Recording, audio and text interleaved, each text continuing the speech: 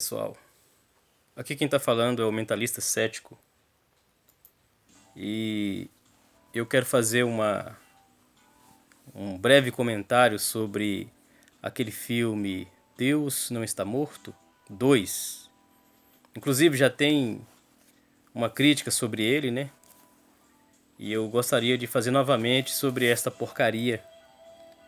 Sinceramente, eu não sei o que esse diretor tem na cabeça, eu não sei se ele acha que vai converter ateus com esse filme ou que vai ajudar as pessoas a afirmar sua fé, porque é muito clichê.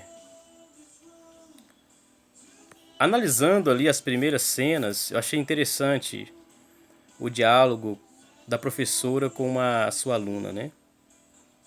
E a professora, ela solta uma pérola interessante. Eu gostaria de analisar essa pérola com vocês. Ela fala que todo ser humano tem o direito de questionar Deus. A sua existência, claro, né? Ela fala que todo ser humano tem esse direito. Sabemos que Deus ele é insensível, invisível, inaudível. Então, nesse ponto, ele está certo, né? Apesar de ter dado um tiro no próprio pé, né? Então, o que acontece? Ao ela dizer isso, né? Ela deu um sinal de que todo ser humano é um ateu em potencial, né? Ela deu esse sinal. E a pergunta que eu faço para vocês é o seguinte: será se Deus, se ele realmente existisse,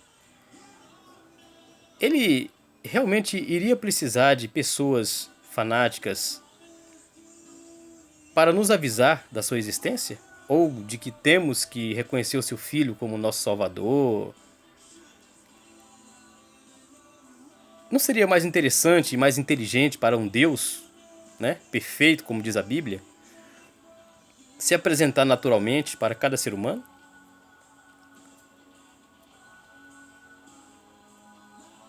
Ele precisar de seres humanos, homens héteros, né, que escreveram a Bíblia, né? No caso, essas pessoas, elas usam essa Bíblia escrita por esse tipo de homens, esse tipo de pessoas.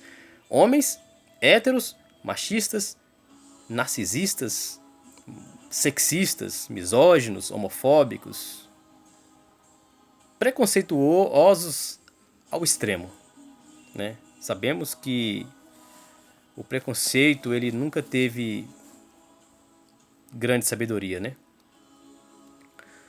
Então, outra questão interessante que eu achei no diálogo dessa professora e essa aluna, né? Foi quando ela perguntou para a professora o que ela fazia, né? Qual o segredo dela ter uma paz em meio à tempestade, né? Paz em meio às dificuldades. Ela usou de demagogia, né? Porque ela disse que o segredo dela era Jesus. Mas é muito fácil você falar que vive em paz em um mundo tão caótico, onde você vê tanta atrocidade, miséria, fome, né? Tanta notícia ruim. Quando nada acontece com você ou com a sua família, quando você está trabalhando, quando você está com saúde, quando você está se alimentando direito, né? Aí é muito fácil você dizer que tem paz em meio à tempestade. É muito fácil você ser demagogo. Só que, na realidade, existem pessoas assim. Só que eu classifico essas pessoas como pessoas doentes mentais. Por quê?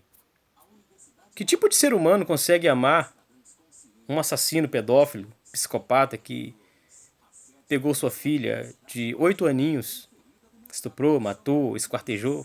Aí eu vou ter que amar essa pessoa? É um assunto que eu vou deixar um pouquinho mais pra frente, que é o tópico, né? Que é a chave do filme, né? Jesus, ele dá um conselho para você amar os seus inimigos.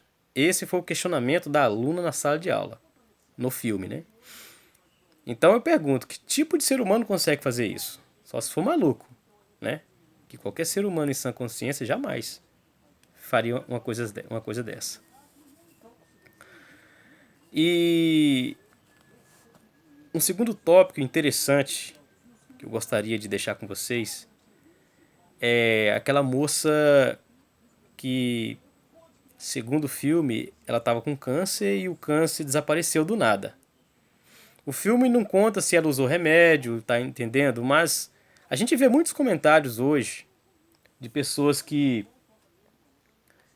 estavam doentes, segundo elas foram curadas, né? Mas muitas delas foram nos hospitais, usaram remédio, aí é muito fácil ser demagogo, né? E também o nosso corpo, ele, quando você está com a imunidade imunológica alta, muito boa, ele se cura. Quando seu corpo está alcalino, quando você se alimenta bem, quando você não come porcaria, quando você não bebe porcaria. Seu corpo ele se cura, ele tem esse poder de se curar. Mas quando você está com a imunidade baixa, é impossível você se curar. É igual no caso daquela moça. Segundo ela, o câncer sumiu. Aí tem muita gente que fala, ah não, mas se tiver fé acontece mesmo. Será mesmo? Será se realmente existe algum ser humano nessa face dessa terra que tem fé? Eu vou deixar um questionamento de João capítulo 14 e o capítulo 16, onde Jesus fala sobre fé. No começo do capítulo, Jesus fala assim, ó, se você não tem fé, creia, pelo menos pelos milagres que você vê. O que ele quis dizer com isso? Se você tem dificuldade de crer, de ter fé, veja o milagre primeiro, veja esse milagre. Veja uma pessoa sendo ressuscitada, né, um morto ser ressuscitado, veja um amputado ser regenerado, veja um cego enxergando, veja uma pessoa que tem diabetes tipo 1 sendo curada através da oração de alguém, sem usar remédio. Aí você tem a obrigação de crer. Eu, particularmente, eu nunca vi. Se alguém já viu, consegue provar para mim. Se alguém que está vendo esse vídeo tem essa fé que Jesus está falando e consegue fazer curas, eu gostaria de ver. No decorrer do contexto, Jesus ele fala assim, ó, todo aquele que crê em mim, todo aquele que tiver fé em mim, farão obras, milagres, atos maiores do que os que eu fiz. As pessoas hoje falam que tem fé em Jesus, que crê em Jesus, mas o milagre que é bom não aparece. Então parece que há uma contradição aí, porque Jesus garantiu, todo aquele que crê em mim fará milagres maiores do que os milagres que eu fiz. Jesus andou sobre as águas, segundo a Bíblia. Jesus curou leproso, ressuscitou mortos. E aí? Estamos aguardando, religiosos. Palavras vão ao vento. A sociedade, o mundo está cansado de palavras. Vocês não são dono da verdade absoluta? Vocês não são detentores do conservadorismo, né? Cadê os milagres que Jesus garantiu que vocês iam fazer? E aí fica um adendo para vocês, né? No capítulo 16, Jesus fala assim, ó: Tudo, tudo quanto pedides em meu nome, crendo recebereis. Ele não fala só algumas coisas, ele fala tudo. Se você crer, você vai receber. Eu garanto para você que está vendo esse vídeo aqui agora, você pode viajar o Brasil inteiro, o mundo inteiro, e chamar um religioso, qualquer religioso, e levar nos hospitais, para tentar esvaziar os hospitais, ou pelo menos curar uma única pessoa, eles não vão conseguir. Eu garanto para vocês.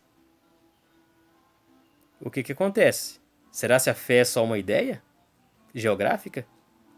Que é válida de acordo com o lugar que você nasce? Ou será se todos nós somos ateus em potencial, né? O segundo tópico que eu achei interessante foi a conversa que ela teve, a professora com o pai dela, né? E o pai dela falou que temos que colocar a oração como prioridade das nossas vidas, né? E eu gostaria de analisar essa palavra dele, porque se vocês parar para pensar, a oração ela é tão útil quanto uma buzina de avião. Por que eu estou dizendo isso? Não é em tom de deboche. É uma questão de realidade, é uma questão de mostrar que a realidade ela sempre massacrou a religião, sempre massacrou o sobrenatural. Por exemplo, se você fizer uma oração pedindo um emprego, né? Suponhamos que você faça uma oração pedindo um emprego, você vai, se profissionaliza, faz cursos, distribui currículos, né? E uma semana depois, alguma empresa te liga para uma entrevista. O que você vai pensar? Como vai funcionar a cabeça do religioso nessa situação? Que Deus agiu. Ele orou e Deus respondeu a oração. Certo? Pois bem, segundo cenário. Você ora pedindo um emprego, você sai distribuindo currículo, pá. Só que nada acontece. Entra ano e sai ano, 10 anos depois, nada. Você até vira autônomo, né? Vai vender alguma coisa, porque nunca conseguiu um emprego em alguma empresa privada na vida. Ou como vai funcionar a cabeça do religioso nessa segunda situação? Que não foi da vontade de Deus. Certo? Terceiro tópico. Você ora, faz todas aquelas coisas, né? Você vai estudar, pá, distribui currículo. 6 meses depois, alguma empresa te liga para uma entrevista. Como vai funcionar a cabeça do religioso? Que tudo é no tempo de Deus. Pois bem, o que é que você faz? Você pega uma pedra, coloca ela ali como objeto de culto. Você coloca ela como objeto de culto e adoração, como se fosse um deus. E faça esse teste com essa pedra. Garanto para você que o resultado sempre vai ser o mesmo. Então, o infeliz do pai daquela professora continua dizendo que o ateísmo é um problema que não acaba com a dor. Ele acaba só com a esperança. Então, o que acontece? As pessoas, elas não têm a mínima noção do que é você ser liberto pelo ateísmo. O ateísmo, ele traz para você uma plena liberdade. Ao contrário do que muitos ignorantes e mau caráter dizem por aí, que o ateísmo causa depressão, suicídio, é mentira. Já foi comprovado que o maior índice de suicídio está no mundo evangélico. Está no mundo dos cristãos, de pessoas religiosas. A maioria dessas pessoas que suicidam são religiosas. E, e em muitos casos é por causa da falta de oportunidade. O velho capitalismo, né? Só que isso aí já é outro assunto. Então, o que acontece? Quando você se torna ateu, você se desprende de porões espirituais. Porque quando você é religioso, você está preso em porões espirituais, em sofisma, medos, fantasmas, tabus, né? Que foi imposto pelos nossos ancestrais ao nosso cérebro, que assombram o nosso cérebro até hoje, né? Então, quando você se torna ateu, você se liberta disso. Acabou o medo. Não existe mais inferno, não existe mais diabo, não existe mais um ser que fica te vigiando 24 horas, policiando o que você fala, o que você pensa, o que você faz. Se você acha que para ser uma pessoa boa você precisa de uma religião, você tem que ter um Deus, então você não é um ser humano. Você é um cãozinho adestrado. Porque se você acha que você não rouba só porque Deus não deixa, você é um ladrão, cara. Um ladrão medroso, mas você é um ladrão. Então, independente de religião, independente da crença de um Deus ou não, cara, se você tem caráter, você tem caráter. Essa pérola, esse tesouro, você nasce com ele. A maior prova disso que eu estou falando é que não existe ateus nos presídios. Eu desafio qualquer um a achar um único ateu num presídio pra mim. Não existe psicopatas ateus. Isso já foi comprovado. Todos os psicopatas acreditam em Deus. Não interessa se tem nomes escritos nas igrejas, patenteadas, se frequenta templos religiosos. Não interessa. Não interessa que ele acredita. Então, o que acontece? Outra coisa interessante que eu percebi naquele filme, como sempre, né? Filme religioso, eles não têm representatividade negra como protagonista principal. Nunca tem. Sempre é coadjuvante, é um ou dois, entendeu? Mas o racismo dentro da religião é gritante. Só que as pessoas não percebem, mas se você se desconstruir na política, você vai perceber com o tempo. Um terceiro tópico que eu achei interessante foi quando a aluna, ela pergunta para a professora, ela questiona a professora na sala sobre Gandhi, né, em relação a Jesus. E a gente sabe que aquela professora, quem assistiu o filme com a mente crítica, sabe que no fundo, ela queria fazer um proselitismozinho ali, né? E eu vou fazer um outro vídeo, uma outra continuação dessa explicação, para não ficar muito grande. Mas vocês vão perceber como que aquela professora ela foi tendenciosa. Tá entendendo? O filme põe ela como uma santa, né?